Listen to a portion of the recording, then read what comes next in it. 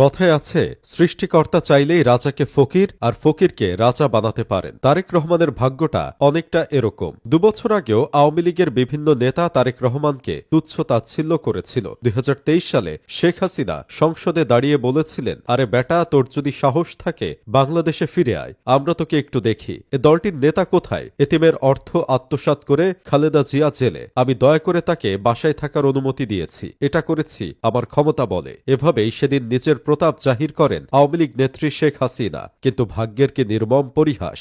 মাত্র 1.5 বছর পর আজ শেখ হাসিনা সহ তার দলের নেতাকর্মীরাই বিদেশে, আর তারেক রহমান দেশে। দীর্ঘ 6314 দিন পর বাংলাদেশের মাটিতে পা রেখেছেন তারেক রহমান। 2 বছর আগেও কেউ কল্পনা করেনি তারেক রহমান কখনো ফিরতে পারবেন। 2023 সালে এক সমাবেশে তারেক রহমানকে উদ্দেশ্য করে ছাত্রলীগের নেতা সাদ্দাম হোসেন বলেছিলেন, তারেক রহমানকে দেশে এনে বিচারের মুখোমুখি করতে টিকিটের ব্যবস্থা করবে বাংলাদেশ ছাত্রলীগ। সাদ্দাম হোসেন তার আরেক বক্তব্যতে প্রশ্ন করেছিলেন, পৃথিবীর ইতিহাসে কোন গণতান্ত্রিক আন্দোলন সফল হয়েছে যেখানে নেতা পালিয়ে গিয়ে বিদেশে বিলাসী জীবন যাপন করছেন আর দেশে কর্মীদেরকে রাজপথে থাকার জন্য আহ্বান জানাচ্ছেন? অথচ আজ তারেক রহমানও দেশে এবং কর্মীরাও মাঠে আছে। শুধু নিয়তির নির্মম পরিহাসে সাদ্দাম হোসেন আজ ভারতে পলাতক হিসেবে অবস্থান করছেন। এমনকি ভারতে বসেই সাদ্দাম হোসেনকে শুনতে হয়েছে নিজের প্রিয় সংগঠন ছাত্রলীগের নিষিদ্ধ হওয়ার ঘোষণা। এদিকে 2013 সালে বাংলাদেশের তৎকালীন পররাষ্ট্রমন্ত্রী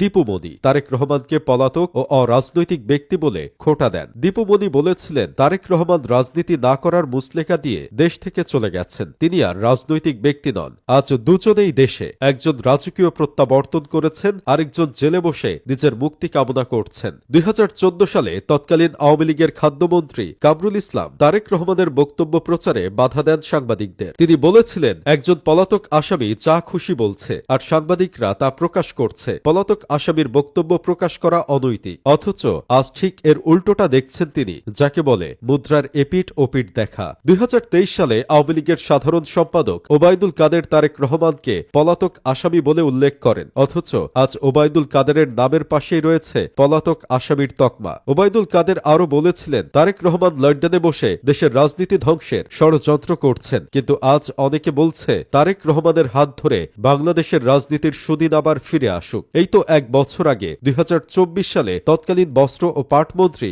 জাহাঙ্গীর কবির নানক বলেছিলেন, বিএনপির রাজনীতি টিকিয়ে রাখতে হলে আগে তারেক রহমানকে পরিত্যাগ করতে হবে। লন্ডনে বসে দণ্ডপ্রাপ্ত আসামি তারেক রহমান বিএনপিকে ধ্বংস করছে। আর আজ তারেক রহমানই ফিরেছেন দলকে সামলিয়ে এক আদর্শে পরিণত করে। 2023 সালেও ওবায়দুল কাদের তারেক রহমানকে উদ্দেশ্য করে বলেছিলেন, টেমস নদীর পাড়ে বসে রাজপথ থেকে উঠে আসা দল আওয়ামী লীগকে পরাজিত করার দুঃস্বপ্ন দেখে কোনো লাভ নেই। আজ কে পরাজিত আর কে জয়ী সেটা জনগণ ঠিক করে দিচ্ছে। 2022 সালে আওয়ামী লীগের কৃষিমন্ত্রী ড মোহাম্মদ আব্দুর রাজ্জাক তারেক রহমানের উদ্দেশ্যে বলেছেন, লন্ডনে বসে দল চালিয়ে ক্ষমতায় আসা যাবে না। ক্ষমতায় আসতে হলে তাদেরকে জনগণের কাছে যেতে হবে, তাদেরকে জনগণের কাছে গিয়ে ক্ষমা চাইতে হবে। আজ তারেক রহমান ঠিকই জনগণের কাছে, তবে তাকে কোনো ক্ষমা চাইতে হয়নি, বরং এখন আব্দুর রাজ্জাককে নিয়ে জনগণের মনে ক্ষোভ রয়ে গেছে। তাই বলা হয়, ক্ষমতা নিয়ে কখনো প্রতাপ জাহির করতে হয় না। যে ক্ষমতা আজ রাজা বানাবে সেই ক্ষমতা কাল ফকির বানাতেও প্রস্তুত।